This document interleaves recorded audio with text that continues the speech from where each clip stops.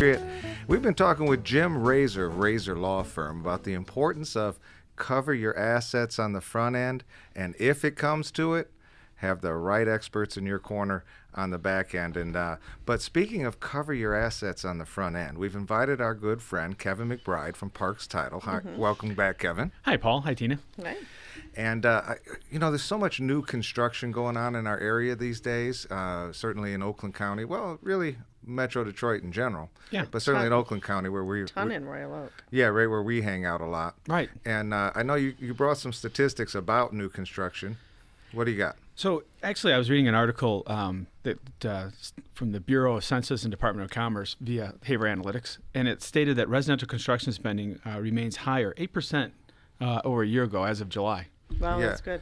Yeah, and that is a good thing because a bunch of reasons why. Not the least of which is it means jobs. Lots of jobs. You know, There are a lot of And jobs. anytime construction is going on, Yes. I mean, you've got the builder, the developer at work. You've got all the trades at work. You've got probably one or two real estate agents at work, a title company or two at work, and so there's a lot of economic activity that happens around building, and all those guys go out to eat with their family or Go to the movies. And the local grocery stores, and Yep. somebody's buying a new pair of shoes on the back to school shopping. It's just always good for a local economy when local building is going on. I agree. But from a title perspective, so there's some differences to new construction from what were usual, existing home sales. Right. What are some of the most important elements you got to look at when there's a construction transaction? So, when someone decides to build or remodel an existing home or borrow money to do that, that's their construction mortgage. And the title companies get involved because we want the lender to make sure, the lender, and the lender wants to make sure, I guess, too, more importantly, that the work is done and everybody's paid. yeah, the money's going where it's supposed to go, and Right. everything's getting done. And Exactly. And nothing on the back end is going to bite anybody in the butt, speaking of cover your assets. Exactly. Yeah. And so, some of the things that we kind of look at, some of the more important elements that we review during a construction transaction, easy for me to say, there's more risk involved there.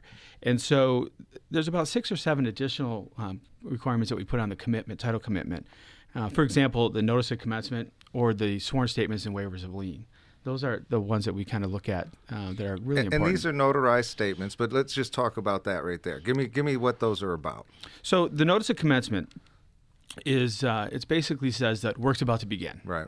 And so on the home building or remodeling project, and it provides all interested parties with information they need to follow the construction lien procedures properly.